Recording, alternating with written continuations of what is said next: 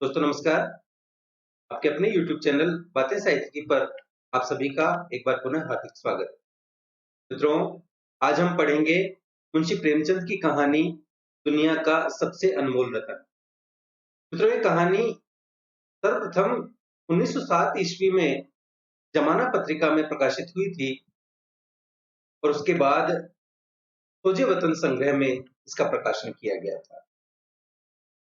इस कहानी के प्रमुख पात्र हैं दिलफिगार और दिलफरेब।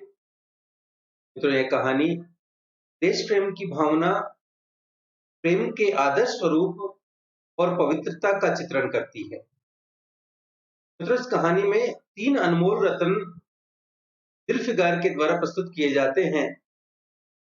ये 3 रत्न हैं पवित्र आंसू, पति की राख और देश की रक्षा करते हुए गिरा हुआ खून का कतरा। इस कहानी में शिशु के प्रति वत्सलता और पति के प्रति सारे समर्पण और निष्ठा के मुकाबले अपने देश पर कुर्बान हो जाने की भावना को ही सर्वोपरि ठहराया गया है। दिलफिगार की प्रेमिका मलिका दिलफरेब जंगलों बियाबानों में भटकने के बाद लाए गए वत्सलता के आंसू और अपने पति के साथ सती हुई स्त्री की भस्म को महत्व देती अवश्य है, लेकिन वह इससे भी ज्यादा अनमोल रतन लाने के लिए दिलफिगार को उत्तेजित करती है। और इस प्रकार तीसरी बार वह जो चीज लेकर लौटता है वह एक भारतीय वीर सिपाही के सीने से निकलते हुए खून की बूंद है, जिसने अपने देश भारत की स्वतंत्रता की वेदी पर अपने को न्यौछावर कर दिया। जब दिलफिगार उस सिपाही के जख्म पर कपड़े का फाहा रखने की कोशिश करता है तो अपने सीने के घाव से उस चिथड़े को निकालते हुए वह कहता है, क्या तूने यह मरहम रख दिया? खून निकलने दे, इसे रोकने से क्या फायदा? क्या मैं अपने ही देश में गुलामी करने के लिए जिंदा रहूं? नहीं, ऐसी जिंदगी से मर जाना अच्छा। इससे अच्छी मौत मुमकिन नहीं। इसी वीर के खून की बूंद को मलका दिलफरेब दुनिया का सबसे अनमोल रतन मानकर हमेशा के लिए दिलफिगार की लौंडी बन जाती है।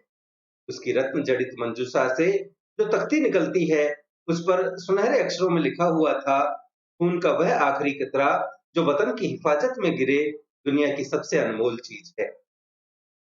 तो इस कहानी को पढ़ने के बाद हमें यह स्वतः ही स्पष्ट हो जाएगा कि आखिर किस कारण से तत्कालीन ब्रिटिश सरकार ने इन्हें खतरनाक समझा था। इनके आधार पर प्रेमचंद पर सेडिशन का आरोप लगाया गया था और उनकी अदम मौजूदगी में उनके संग्रह की सारी प्रतियों को आग के सुपुर्द करते हुए संबद्ध अधिकारी ने उन्हें यह चेतावनी दी थी कि आगे वे ऐसा कुछ भी करने की जरूरत न करें। उन्हें इस बात के लिए खैर मनाने की सलाह भी दी गई थी कि वह ब्रिटिश अमलदारी में हैं, नहीं तो इस जुर्म के लिए उनके हाथ कलम कर दिए जा सकते थे। तो आइए मित्रों, देश प्रेम की भावना से ओतप्रोत प्रेमचंद की आलोच्य कहानी पढ़ते हैं, दुनिया का सबसे अनमोल रतन। दिलफिगार एक कंटीले पेड़ के नीचे दामन चाक किए बैठा हुआ खून के आंसू बहा रहा था। वह सौंदर्य की देवी यानी मलका दिलफरेब का सच्चा और जान देने वाला प्रेमी था। उन प्रेमियों में नहीं जो इत्र फुलेल में बसकर और शानदार कपड़ों से सजकर आशिक के भेष में मासूकियत का दम भरते हैं, बल्कि उन सीधे साधे भोले भाले फिदाइयों में जो जंगल और पहाड़ों से सर टकराते हैं और फरियाद मचाते फिरते हैं। मित्रों, फिदाई अर्थात प्रेम में पागल होने वाला अथवा प्राणोत्सर्ग करने वाला। दिलफरेब ने उससे कहा था कि अगर तू मेरा सच्चा प्रेमी है तो जा और दुनिया की सबसे अनमोल चीज लेकर मेरे दरबार में आ, तब मैं तुझे अपनी गुलामी में कबूल करूंगी। अगर तुझे वह चीज न मिले तो खबरदार इधर रुख न करना, वरना सूली पर खिंचवा दूंगी। दिलफिगार को अपनी भावनाओं के प्रदर्शन का, शिकवे शिकायत का, प्रेमिका के सौंदर्य दर्शन का तनिक भी अवसर न दिया गया। दिलफरेब ने जो ही यह फैसला सुनाया, उसके चौकीदारों ने गरीब दिलफिगार को धक्के देकर बाहर निकाल दिया। मित्रों, चौकीदार अर्थात वह दरबान जिसके हाथ में चोब अर्थात लाठी रहती थी, डंडा रहता था। और आज 3 दिन से यह आफत का मारा आदमी उसी कंटीले पेड़ के नीचे, उसी भयानक मैदान में बैठा हुआ सोच रहा है कि क्या करूं? दुनिया की सबसे अनमोल चीज मुझको मिलेगी, नामुमकिन। और वह है क्या? तारों का खजाना, आबे हयात, खुसरो का ताज, जामे जम, तख्ते ताऊस, परवेज की दौलत? नहीं, यह चीजें हरगिज नहीं। मित्रों, बेहिसाब दौलत का जब भी जिक्र आता है तो अक्सर कारों के खजाने का मुहावरे के तौर पर इस्तेमाल होता है। भारत में यह मुहावरा फारसी से आया है। उर्दू फारसी के किस्सों में इस कारों का उल्लेख कारून के रूप में मिलता है। एक अमीर जो अत्यधिक कृपण था, कंजूस था और शापग्रस्त होकर अपनी दौलत समेत धरती में समा गया। वैसे मुहावरे के तौर पर उर्दू में इसका मतलब होता है मालदार होने के साथ कंजूस भी होना। आबे हयात अर्थात अमृत। मित्रों, आब का अर्थ होता है पानी और हयात का अर्थ होता है जीवन, अर्थात वह पानी, वह जल जो जीवन देने वाला है, अर्थात अमृत। जामे जम अर्थात ऐसा जाम अथवा प्याला जिसमें संसार की समस्त वस्तुओं और घटनाओं का ज्ञान हो जाता था। मित्रों, इस प्याले में कोई ऐसी चीज पिलाई जाती थी जिसे पीने पर तरह तरह के काल्पनिक दृश्य दिखाई देते होंगे। तख्ते ताऊस अर्थात मयूर सिंहासन। मित्रों, यह सिंहासन शाहजहां ने बनवाया था और इसके पिछले हिस्से में दो नाचते हुए मोर दिखाए गए हैं। इसी कारण इसे मयूर सिंहासन कहा जाता था। 1739 में नादिर शाह ने भारत पर जब आक्रमण किया तो वह इसे अपने साथ ले गया था। तो इन तमाम चीजों का जिक्र करते हुए दिलफिगार बैठा हुआ सोच रहा है कि इनमें से कौन सी चीज है जो दुनिया की सबसे अनमोल चीज है। आगे अपने विचारों में मग्न दिलफिगार सोचता है कि दुनिया में जरूर इससे भी महंगी, इनसे भी अनमोल चीजें मौजूद हैं, मगर वह क्या है, कैसे मिलेगी, या खुदा मेरी मुश्किल क्यों कर आसान होगी। दिलफिगार इन्हीं ख्यालों में चक्कर खा रहा था और अक्ल कुछ काम नहीं करती थी। मुनीर शामी को हातिम सा मददगार मिल गया। ऐ काश कोई मेरा भी मददगार हो जाता, ऐ काश मुझे भी उस चीज का जो दुनिया की सबसे बेशकीमती चीज है नाम बतला दिया जाता। भला से वह चीजें हाथ न आती, मगर मुझे इतना तो मालूम हो जाता कि वह किस किस्म की चीज है। मैं घड़े बराबर मोती की खोज में जा सकता हूँ। मैं समुंदर का गीत, पत्थर का दिल, मौत की आवाज और इनसे भी ज्यादा बेनिशान चीजों की तलाश में कमर कस सकता हूँ, मगर दुनिया की सबसे अनमोल चीज यह मेरी कल्पना की उड़ान से बहुत ऊपर है। आसमान पर तारे निकल आए थे। दिलफिगार यकायक खुदा का नाम लेकर उठा और एक तरफ को चल खड़ा हुआ। भूखा प्यासा, नंगे बदन, थकान से चूर, वह बरसों वीरानों और आबादियों की खाक छानता फिरा। तलवे कांटों से छलनी हो गए, शरीर में हड्डियां दिखाई देने लगी, मगर वह चीज जो दुनिया की सबसे बेशकीमती चीज थी न मिली और न उसका कुछ निशान मिला। एक रोज वह भूलता भटकता एक मैदान में जा निकला जहां हजारों आदमी गोल बांधे खड़े थे। बीच में कई अमामे और चौके वाले दड़ियल काजी अफसरी शान से बैठे हुए आपस में कुछ सलाह मशविरा कर रहे थे। मित्रों, अमामे वाले अर्थात पगड़ी वाले, अमामा पगड़ी को कहते हैं और चोगा लंबे वस्त्र को कहते हैं जो घुटनों से नीचे तक होता है। तो बीच में कई अमामे और चोगे वाले दड़ियल काजी अफसरी शान से बैठे हुए आपस में कुछ सलाह मशविरा कर रहे थे और इस जमात से जरा दूर पर एक सूली खड़ी थी। दिलफिगार कुछ तो कमजोरी की वजह से और कुछ यहाँ की कैफियत देखने के इरादे से चिटक गया। तो कैफियत अर्थात समाचार या विवरण। क्या देखता है कि कई लोग नंगी तलवारें लिए एक कैदी को, जिसके हाथ पैर में जंजीरें थी, पकड़े चले आ रहे हैं। सूली के पास पहुंचकर सब सिपाही रुक गए और कैदी की हथकड़ियां, बेड़ियां सब उतार ली गई। इस अभागे आदमी का दामन सैकड़ों बेगुनाहों के खून के चींटों से रंगीन था और उसका दिल नेकी के ख्याल से और रहम की आवाज से जरा भी परिचित न था। इसे काला चोर कहते थे।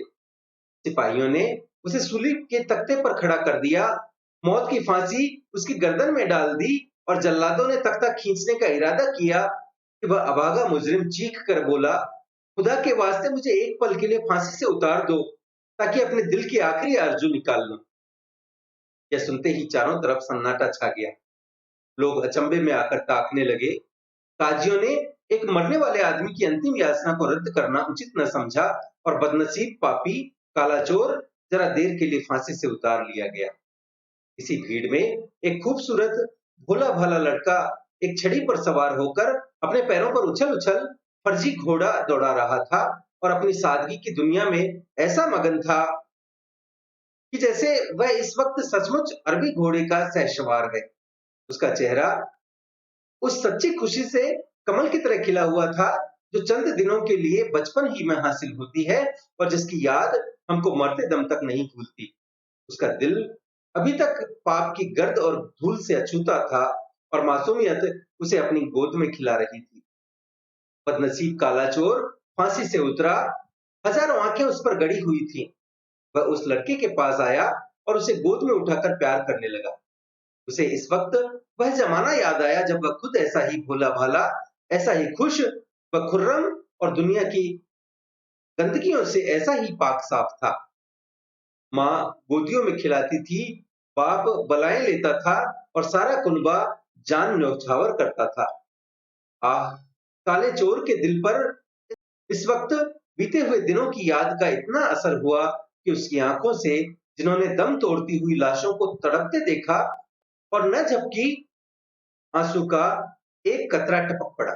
जुल्फिकार ने लपक कर उस अनमोल मोती को हाथ में ले लिया और उसके दिल ने कहा, बेशक यह दुनिया की सबसे अनमोल चीज है जिस पर तख्ते ताउस और जामे जम और आबे हयात और जरे परवेज सब न्यौछावर है। इस ख्याल से खुश होता, कामयाबी की उम्मीद में सरमस्त जुल्फिकार अपनी माशूका दिल फरेब के शहर मीनोसाबाद को चला। मगर जो जो मंजिलें तय होती जाती थीं, उसका दिल बैठा जाता था कि कहीं उस चीज की जिसे मैं दुनिया की सबसे बेशकीमती चीज समझता हूँ, दिल फरेब की आंखों में कद्र न हुई तो मैं फांसी पर चढ़ा दिया जाऊंगा और इस दुनिया से नामुराद जाऊंगा। लेकिन जो हो तो हो, अब तो किस्मत आजमाई है। आखिरकार पहाड़ और दरिया तय करते वह शहर मीनोसाबाद में आ पहुंचा और दिलफरेब की ड्योढ़ी पर जाकर विनती की कि थकान से टूटा हुआ दिलफिगार खुदा के फजल से हुक्म की तामील करके आया है और आपके कदम चूमना चाहता है। दिलफरेब ने फौरन अपने सामने बुला भेजा और एक सुनहरे पर्दे की ओर से फरमाइश की कि वह अनमोल चीज पेश करो। जुल्फिकार ने आशा और भय की एक विचित्र मनस्थिति में वह बूंद पेश की और उसकी सारी कैफियत बहुत पुरअसर लफ्जों में बयान की। दिलफरेब ने पूरी कहानी बहुत गौर से सुनी और वह भेंट हाथ में लेकर जरा देर तक गौर करने के बाद बोली, दिलफिगार, बेशक तूने दुनिया की एक बेशकीमती चीज ढूंढ निकाली। तेरी हिम्मत और तेरी सूझबूझ की दाद देती हूँ, मगर यह दुनिया की सबसे बेशकीमती चीज नहीं। इसलिए तू यहां से जा और फिर कोशिश कर। शायद अब की बात तेरे हाथ वह मोती लगे और तेरी किस्मत में मेरी गुलामी लिखी हो। जैसा कि मैंने पहले ही बतला दिया था, मैं तुझे फांसी पर चढ़वा सकती हूँ, मगर मैं तेरी जान बख्शी करती हूँ, इसलिए कि तुझमें वह गुण मौजूद हैं जो मैं अपने प्रेमी में देखना चाहती हूँ और मुझे यकीन है कि तू कभी न कभी कामयाब होगा। नाकाम और नामुराद दिलफिगार इस माशूकाना इनायत से जरा दिलेर होकर बोला कि ए दिल की रानी, बड़ी मुद्दत के बाद तेरी ड्योढ़ी पर सजदा करना नसीब होता है। फिर खुदा जाने ऐसे दिन कब आएंगे। क्या तू अपने जान देने वाले आशिक के बुरे हाल पर तरस न खाएगी और क्या तू अपने रूप की एक झलक दिखाकर इस जलते हुए दिलफिगार को आने वाली सख्तियों को झेलने की ताकत न देगी। तेरी एक मस्त निकाह के नशे में चूर होकर मैं वह कर सकता हूँ जो आज तक किसी से न बन पड़ा हो। दिलफरेब आशिक की यह चाव भरी बातें सुनकर गुस्सा हो गई और हुक्म दिया कि इस दीवाने को खड़े खड़े दरबार से निकाल दो। चौबदार ने फौरन गरीब दिलफिगार को धक्का देकर यार के कूचे से बाहर निकाल दिया। मित्रों, यार का कूचा अर्थात प्रेमी की गली। कुछ देर तो दिलफिगार अपनी निष्ठुर प्रेमिका की इस कठोरता पर आंसू बहाता रहा और फिर वह सोचने लगा कि अब कहां जाऊं। मुद्दतों रास्ते नापने और जंगलों में भटकने के बाद आंसू की यह बूंद मिली थी। अब ऐसी कौन सी चीज है जिसकी कीमत इस आबदार मोती से ज्यादा हो? मित्रों, आबदार अर्थात चमकदार। हजरत खिज्र, तुमने सिकंदर को आबे हयात के कुएं का रास्ता दिखलाया था, तो क्या मेरी बाह न पकड़ोगे? मित्रों, हजरत खिज्र खिज्र एक मुस्लिम पैगंबर का नाम है जो गुमराह लोगों को सन्मार्ग पर लाने का कार्य करते हैं। हजरत खिज्र अर्थात पथ प्रदर्शक या मसीहा। जुल्फिकार आगे कहता है कि हे हजरत खिज्र, सिकंदर सारी दुनिया का मालिक था, मैं तो एक बेघरबार मुसाफिर हूँ। तुमने कितनी ही डूबती कश्तियां किनारे लगाई हैं, मुझ गरीब का बेड़ा भी पार करो। ए आली मुकाम जिब्रील, कुछ तुम ही इस नीमजान दुखी आशिक पर तरस खाओ। तुम खुदा के खास दरबारी हो, क्या मेरी मुश्किल आसान न करोगे?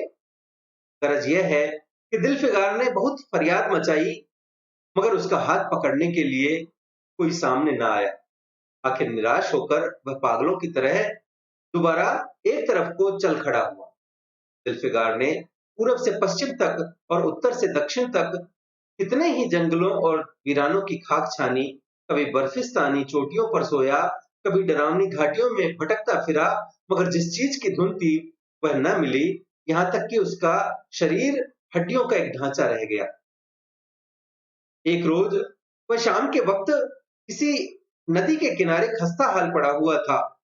बेखुदी के नशे से चौंका तो क्या देखता है, चंदन की एक चिता बनी हुई है और उस पर एक युवती सुहाग के जोड़े पहने 16 श्रृंगार किए बैठी है। उसकी जांघ पर उसके प्यारे पति का सर है। हजारों आदमी गोल बांधे खड़े हैं और फूलों की बरखा कर रहे हैं। यकायक चिता में से खुद ब खुद एक लपट उठी।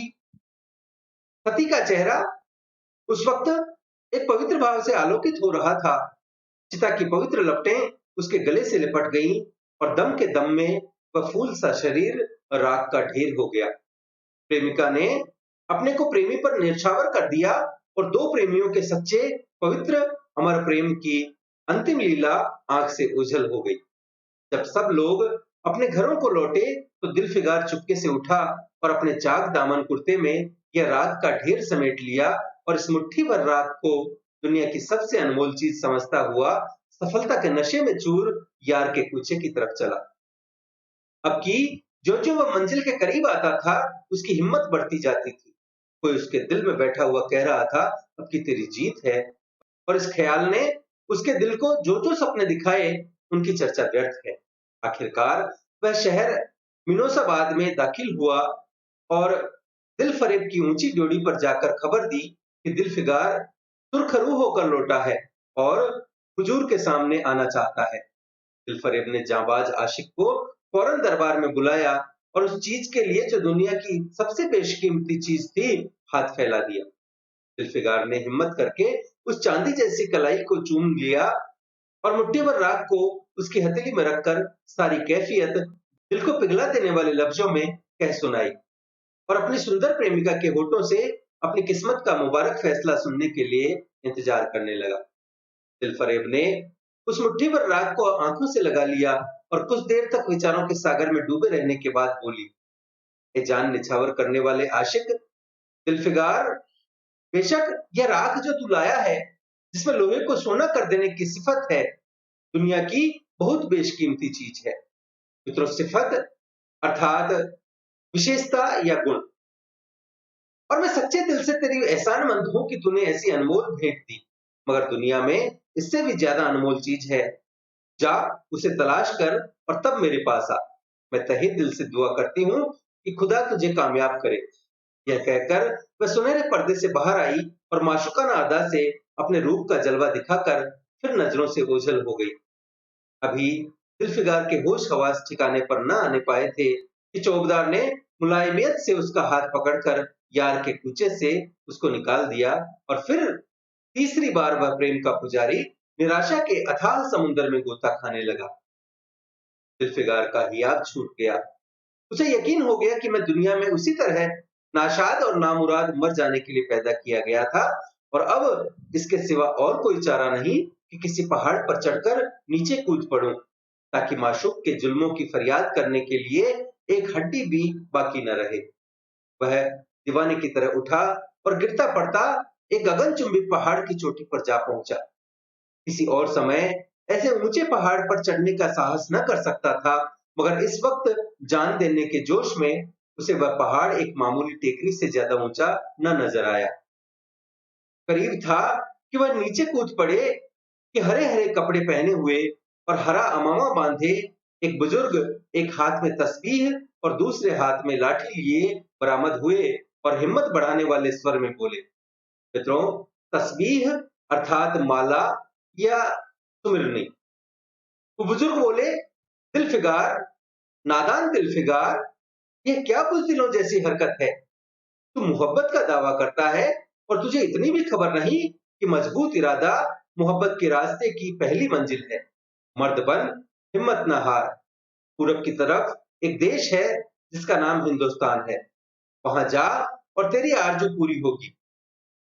यह कहकर हजरत खिज्र गायब हो गए। जुल्फ़िकार ने शुक्रिया की नमाज अदा की और ताजा हौसले, ताजा जोश और अलौकिक सहायता का सहारा पाकर खुश-खुश पहाड़ से उतरा और हिंदुस्तान की तरफ चल पड़ा। मुद्दतों तक कांटों से भरे हुए जंगलों, आग बरसाने वाले रेगिस्तानों, कठिन घाटियों और अबंध्य पर्वतों को तय करने के बाद जुल्फ़िकार हिंद की पाक सरजमीन में दाखिल हुआ और एक ठंडे पानी के सोते में सफर की तकलीफें धोकर थकान के मारे नदी के किनारे लेट गया। शाम होते होते वह एक चटियल मैदान में पहुंचा, जहां बेशुमार अधमरी और बेजान लाशें बिना कफन के पड़ी हुई थी। चील, कौवे और वहशी दरिंदे भरे पड़े थे और सारा मैदान खून से लाल हो रहा था। यह डरावना दृश्य देखते ही जुल्फ़िकार का जी दहल गया। या खुदा, किस मुसीबत में जान फंसी। मरने वालों का कराहना, सिसकना और एड़ियां रगड़कर जान देना, दरिंदों का हड्डियों को नोचना और गोश्त के लोथनों को लेकर भागना, ऐसा हौलनाक सीन जुल्फ़िकार ने कभी न देखा था। यकायक उसे ख्याल आया, यह लड़ाई का मैदान है और यह लाशें सूरमा सिपाहियों की हैं। इतने में करीब से कराहने की आवाज आई। जुल्फ़िकार उस तरफ फिरा तो देखा कि एक लंबा तगड़ा आदमी, जिसका मर्दाना चेहरा जान निकलने की कमजोरी से पीला हो गया है, जमीन पर सर झुकाए पड़ा हुआ है। सीने से खून का फव्वारा जारी है, मगर आबदार तलवार की मूठ पंजे से अलग नहीं हुई। जुल्फ़िकार ने एक चीथड़ा लेकर घाव के मुंह पर रख दिया ताकि खून रुक जाए और बोला, ए जवां मर्द, तू कौन है? जवां मर्द ने यह सुनकर आंखें खोली और वीरों की तरह बोला, क्या तू नहीं जानता मैं कौन हूं? क्या तूने आज इस तलवार की काट नहीं देखी? मैं अपनी माँ का बेटा और भारत का सपूत हूँ। यह कहते कहते उसकी त्योरियों पर बल पड़ गए। पीला चेहरा गुस्से से लाल हो गया और आबदार शमशीर फिर अपना जौहर दिखाने के लिए चमक उठी। मित्रों, शमशीर अर्थात तलवार। जुल्फ़िकार समझ गया कि यह इस वक्त मुझे दुश्मन समझ रहा है।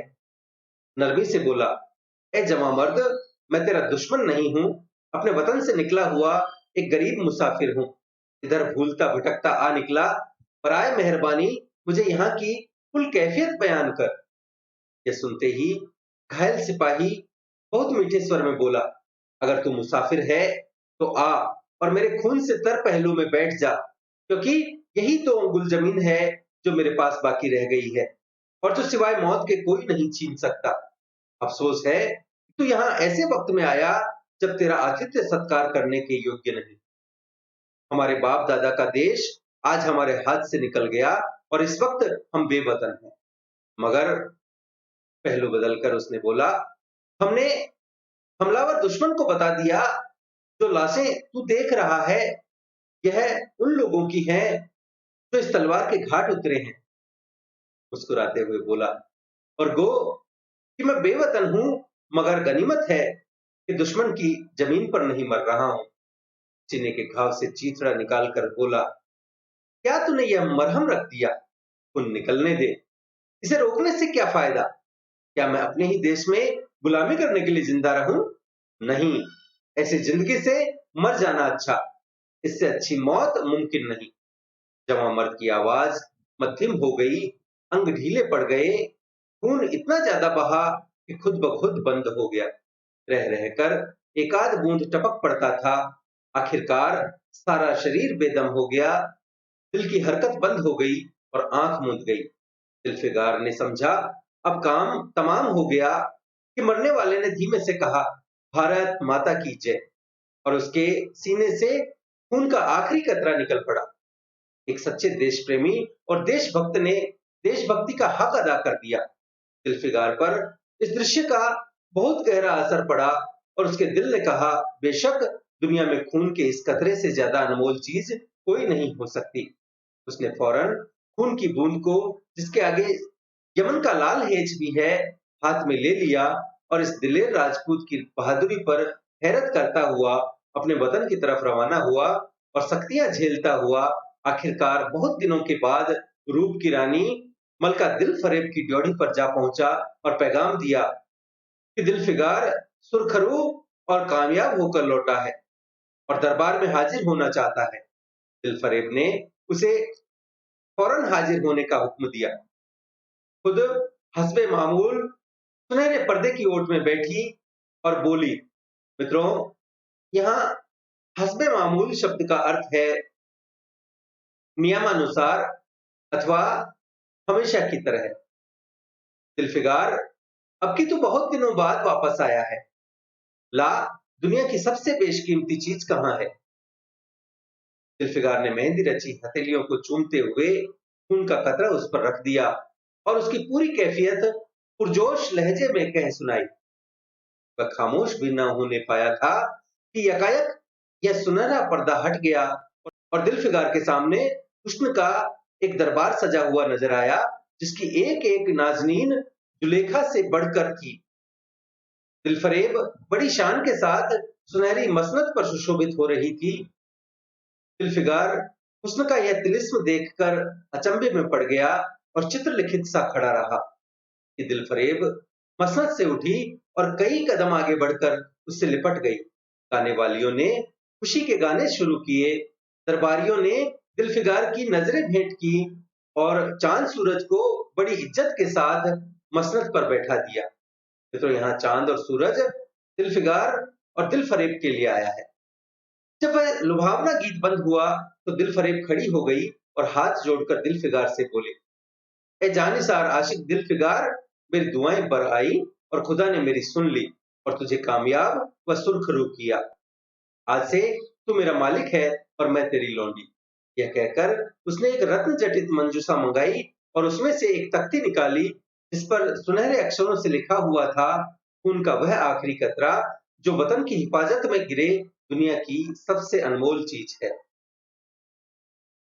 तो मित्रों, हमने देखा कि सोजे वतन की प्रथम कहानी दुनिया का सबसे अनमोल रतन में वीर सिपाही की वीरता और जज्बे को दिखाया गया है, जिसने अंतिम क्षण तक अपने वतन की रक्षा करने के लिए जंग के मैदान में दुश्मनों से युद्ध किया और जब उसे ऐसा लगा कि अब वह अपने वतन की रक्षा न कर पा रहा है, उसके शरीर पर काफी जख्म के निशान पड़ गए हैं और वह अपने देश के लिए कुछ करने में असमर्थ हो गया है, तब इस दिलेर राजपूत ने भारत माता की जय कहकर उसी धरती पर अपने प्राणों का त्याग कर दिया। इस प्रकार की भावनाओं से ओतप्रोत सोजे वतन अंग्रेज क्यों ना जब्त करते और क्यों ना प्रेमचंद के लेखन पर पाबंदी लगाते। तो मित्रों, यह थी देशभक्ति की भावना से ओतप्रोत कहानी, दुनिया का सबसे अनमोल रत्न। आशा है आपको हमारा यह प्रयास पसंद आया होगा। वीडियो को लाइक करें, अपने मित्रों के साथ साझा करें। पीडीएफ तथा अन्य सहायता के लिए हमसे टेलीग्राम पर जुड़ें और देखते रहें बातें साहित्य की। धन्यवाद।